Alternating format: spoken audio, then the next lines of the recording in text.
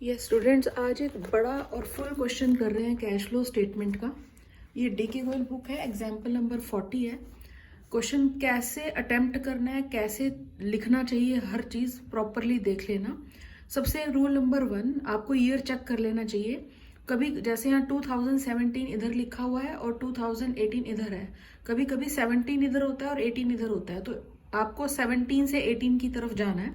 सबसे पहले यहाँ लिखा हुआ है शेयर कैपिटल, 7 लाख से 10 लाख के शेयर हो गए। मैंने ये वाली शीट, मैं हमेशा बच्चों को यही बोलती हूँ, ये वाली शीट लेनी चाहिए, बड़ी वाली, क्योंकि एग्जाम में आपको ऐसी ही मिलेगी शीट।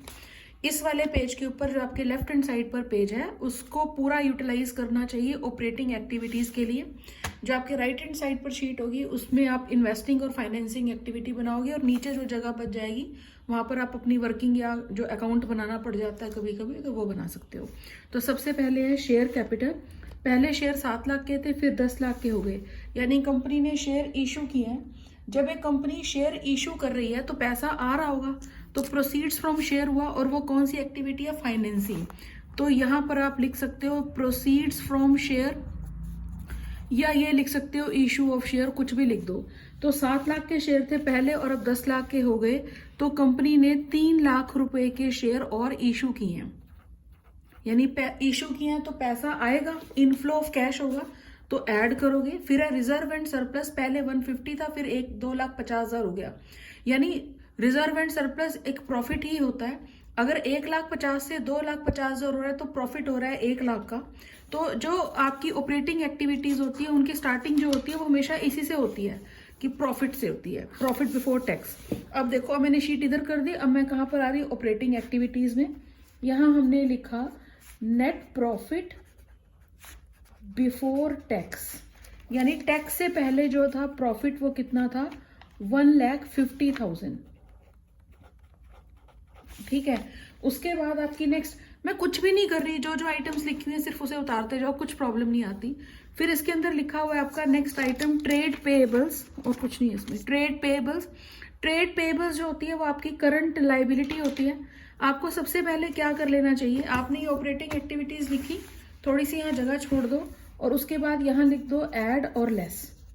ऐड और लेस का मतलब क्या, अगर आपकी करंट लाइबिलिटी इंक्रीज होती है तो ऐड होता है, रीजन क्या होता है, इनफ्लो ऑफ कैश। अगर आपकी करंट लाइबिलिटी डिक्रीज हो रही है तो माइनस होता है, रीजन क्या होता है, आउटफ्लो ऑफ कैश।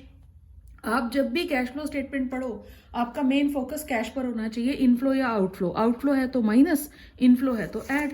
यहाँ पर ट्रेड पेएबल है, यानी कि क्रेडिटर हो गए, करंट लाइबिलिटी 40 से 50 इंक्रीज हो रही है, करंट लाइबिलिटी 10,000 से, तो आप इसको ऐड करोगे।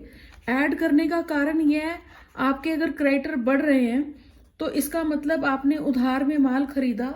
तो कुछ बच्चे कहते हैं कि माल आया तो कैश के ऊपर क्या इफेक्ट पड़ा। अगर आपकी दुकान में पहले 40,000 का माल था, अब 50 का माल पड़ा है, तो इसका मतलब ये हो गया ना, मॉनेटरी वैल्यू तो उसकी है ना कभी इसको बेच के पैसे में तो कन्वर्ट करोगे। तो इसलिए अगर करंट लायबिलिटी इंक्रीज होती है तो आप उसे क्या करोगे, ऐड कर देना। उसके बाद नेक्स्ट आपकी आइटम आ रही है एसेट्स में। एसेट में फिक्स्ड टेंजिबल एसेट, और एक लिखा हुआ है नोट नंबर 1। जब भी कोई नोट नंबर 1 लिखा हो तो नीचे जाकर पढ़ लेना चाहिए। नोट नंबर 1 में fixed tangible asset plant and machinery लिखा हुआ है, 5 लाख और 8 लाख, और नीचे एडिशनल इंफॉर्मेशन है, propose dividend, 50,000 depreciation on plant and machinery during the year, और एक पीस ऑफ लैंड मशीनरी बेचा गया है जिसकी कॉस्ट 12,000 थी, बुक वैल्यू 5,000 थी, और उसका 60% प्रॉफिट पर उसको बेच दिया। अब एक चीज को समझना और देखना, जब भी अगर किसी टॉपिक से रिलेटेड कुछ एडजस्टमेंट गिवन हो तो आप कुछ भी ना करें, आप उससे रिलेटेड एक अकाउंट बनाएं, क्योंकि अकाउंट बनाना कंपलसरी हो जाता है। अब यहाँ पर आपका बनेगा मशीन या अकाउंट, इसमें मशीन अकाउंट बनाना पड़ेगा आपको। ये मैं रफ में आप बना सकते हो, फ्री हैंड से कोई प्रॉब्लम नहीं है। यहाँ सपोज मैंने ये लिख दिया मशीन अकाउंट। रूल नंबर 1, जब आप मशीन अकाउंट बना रहे हो, मशीन जो होती है वो एसेट होती है, all the asset have debit balance. इसका मतलब क्या होता है कि जितनी भी एसेट्स होती हैं उनकी जो शुरुआत होती है, स्टार्टिंग होती है, वो डेबिट साइड से होती है, और उसका बैलेंस सीडी कहाँ आता है, क्रेडिट साइड में।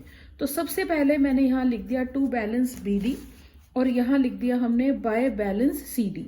इसका ओपनिंग बैलेंस मशीन का 5 लाख रुपए है, यह है आपके पास 5 लाख, और यहाँ पर इसका क्लोजिंग बैलेंस है 8 लाख रुपए।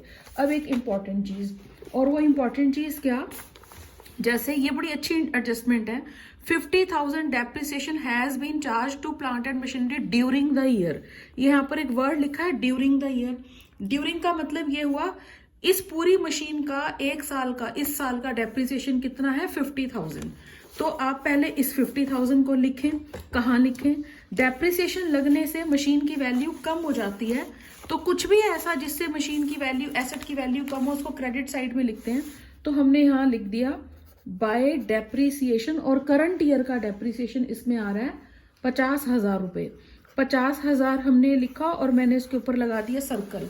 मैं सर्कल लगाना इसलिए सिखाती हूँ बच्चों को कि सर्कल लगाने वाली आइटम्स को ही आपको कैश फ्लो स्टेटमेंट के अंदर लिखना होता है। अब आगे उसके बाद यहाँ पर बोल रहा है एक पीस ऑफ मशीन जिसकी कॉस्ट 12,000 थी, जिसकी बुक वैल्यू 5,000 थी, उसको उन्होंने 60% के प्रॉफिट पर बेचा। सबसे पहली बात, what is the difference between cost and book value.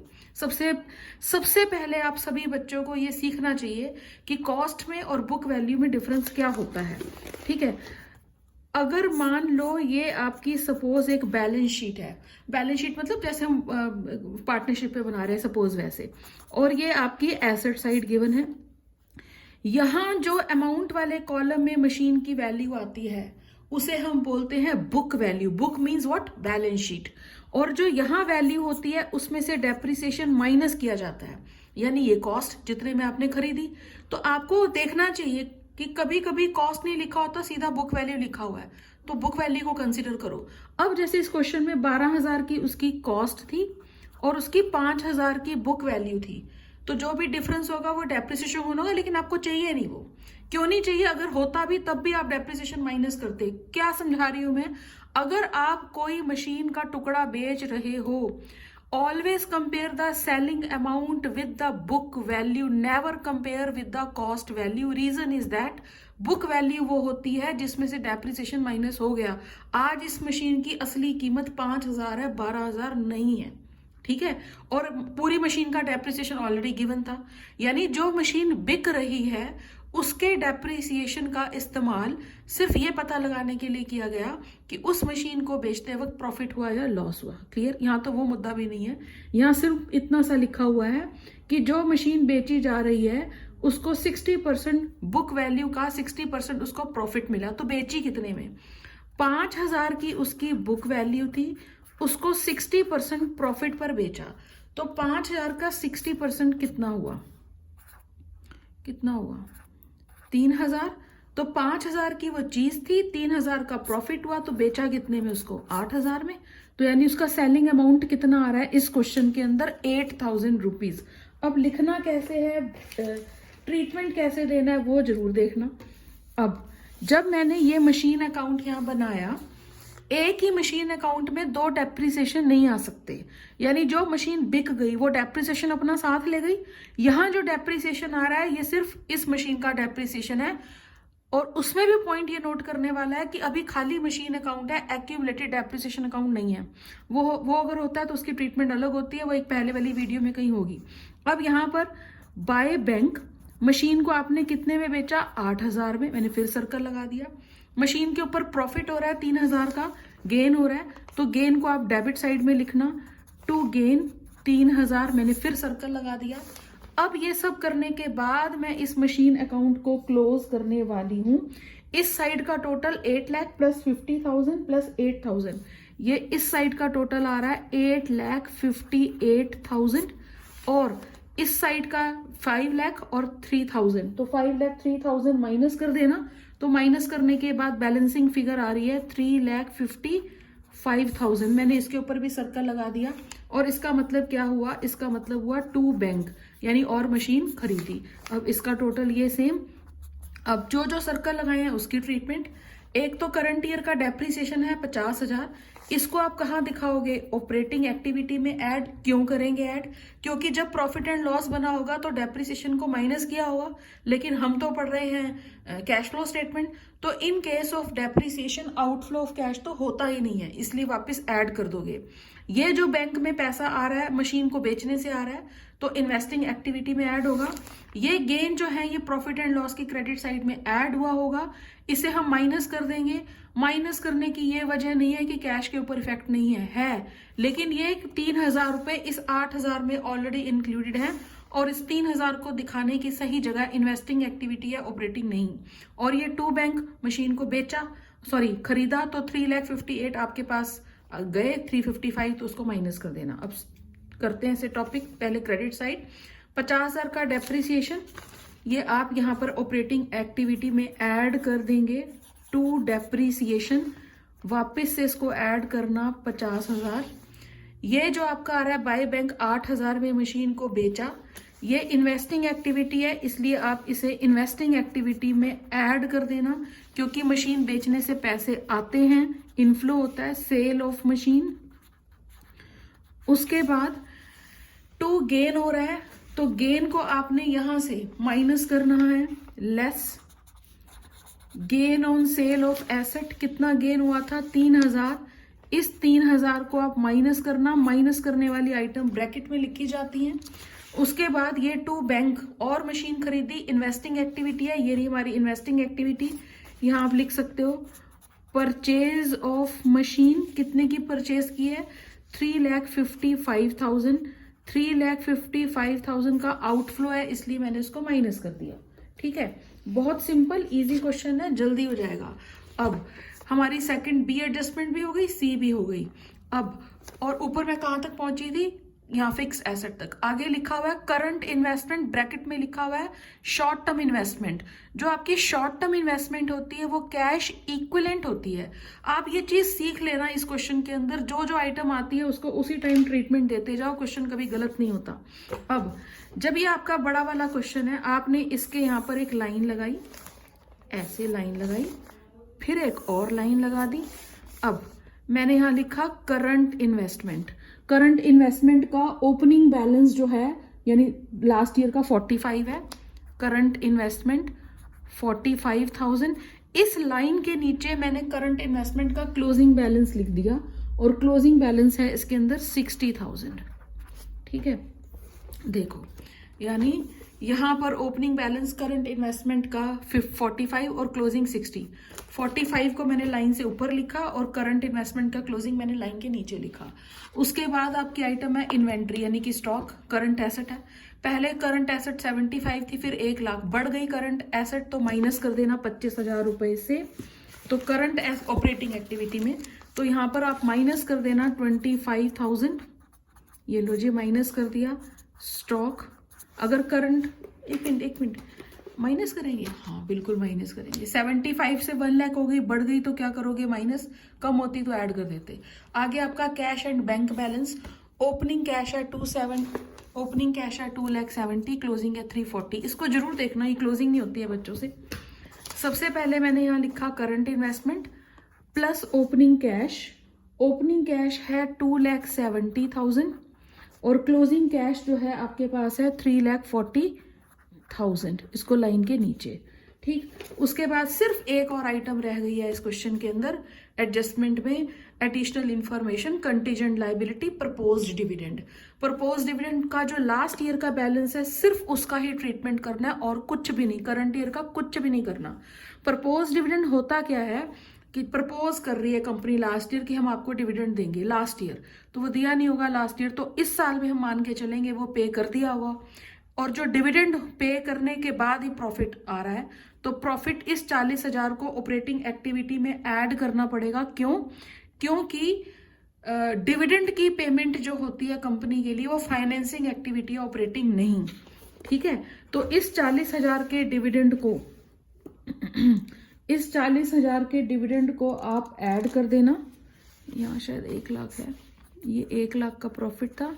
इस 40,000, अभी मैं बता देती हूँ, मैंने 1 लाख, मेरी कैलकुलेशन थोड़ी वैसी होती है, कैसे आया 1 लाख वो भी बता रही हूँ। 2,50,000 और 150 और 250 का डिफरेंस 1 लाख होता है, 1,50,000 नहीं। ठीक है, ये मैंने गलत लिखा था। ठीक, तो हमने डिविडेंड यहाँ ऐड कर दिया। इमीडिएटली उसी टाइम डिविडेंड को फाइनेंसिंग एक्टिविटी में से क्या कर देना? माइनस, क्योंकि डिविडेंड को पे करने की सही स्थान, सही जगह फाइनेंसिंग एक्टिविटी है। यहाँ आप लिख देना प्रपोज्ड डिविडेंड। अब ये वैसे प्रपोज नहीं रहा, इसकी पेमेंट हो गई। तो इसमें प्रपोज डिविडेंड में तो याद रखना सिर्फ करंट लास्ट ईयर के बैलेंस को ट्रीटमेंट देना होता है और कुछ नहीं करना होता। ठीक, अब हम बस खत्म क्वेश्चन, अब करो इसको अच्छे से। 1 लाख प्लस 40,000, तो इस साइड में ये प्रॉफिट आ रहा है 1,40,000, इसमें 50,000 ऐड कर देना, ये हो जाएगा 1,90,000, 3,000 माइनस कर देना, फिर आ रहा है ये 1,87,000, 10,000 ऐड कर देना 1,97,000, 25,000 माइनस कर दोगे तो ये आ जाएगा 1,72,000। अब देखने वाली बात ये 1,72,000, जो ये वाला कॉलम बनता है ना, इसमें सिर्फ 3 एक्टिविटीज के आंसर आने चाहिए। ऑपरेट, इसको हम ट्रीट पढ़ेंगे कैसे, कैश सोर्सेज कह सकते हो, sources from cash from operating activities. ये कैश ऑपरेटिंग एक्टिविटी से कितना कैश जनरेट हो रहा है। उसके बाद इन्वेस्टिंग एक्टिविटीज 3,55,000 माइनस का है और 8,000 प्लस का है, तो माइनस में आंसर कितना आएगा 3,47,000, ये हो गया माइनस में। ठीक ठीक, ओके, नीचे वाला दिख रहा है। अच्छा, उसके बाद अब हम बात करें फाइनेंसिंग एक्टिविटी की। 3 लाख प्लस के थे, 40,000 जो थे वो माइनस के थे, तो 2,60,000 जो है आपका प्लस का आ जाएगा। अब इंपॉर्टेंट चीज है, जरूर देखना। अब इसमें क्या करना है हम लोगों ने कि cash flow from operating activity 1,72,000, ये वाली आइटम माइनस किया, ये वाली आइटम प्लस किया, तो 1,72,000 में 2,60,000 ऐड करना और माइनस कर देना 3,47,000, यानी ये तीनों एक्टिविटीज ऑपरेटिंग, इन्वेस्टिंग और फाइनेंसिंग का आंसर।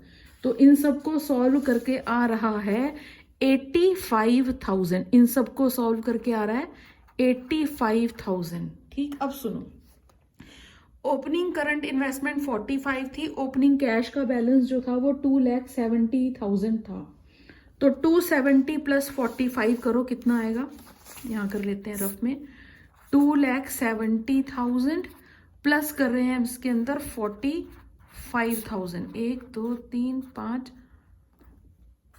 3,15,000। वेरी इंपॉर्टेंट है, क्लाइमेक्स तो यही है। तो ये आ रहा है 3,15,000, यानी मेरा तीनों एक्टिविटीज का आंसर आ रहा था 85,000 और ओपनिंग करंट इन्वेस्टमेंट, और क्योंकि करंट इन्वेस्टमेंट कैश इक्विवेलेंट होती है और ओपनिंग कैश था 2,70,000, टोटल हुआ 3,15,000, तो मैंने इसको इसमें मर्ज कर दिया 3,15,000, ये हो गया 4 लाख। अब देखो, यानी अगर अब मेरा आंसर 4 लाख है, ये ओपनिंग करंट इन्वेस्टमेंट 60 थी और क्लोजिंग कैश जो था 340 प्लस 60 कितना हो गया 4 लाख। अगर ये ऐसे 4 लाख ना आता इसके बराबर तो मेरा क्वेश्चन गलत हो जाता, तो आपका पेपर में ही टैली हो सकता है। तीनों एक्टिविटीज का आंसर लिखो, ओपनिंग अगर करंट इन्वेस्टमेंट है वो, अगर कैश है ओपनिंग वो दोनों, या बैंक होता वो भी ऐड किया, तो ये आ रहा है 3,15,000।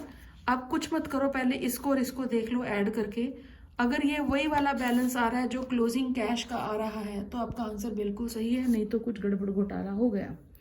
All the best, work hard, यहाँ तक क्वेश्चन करें। Thank you so much.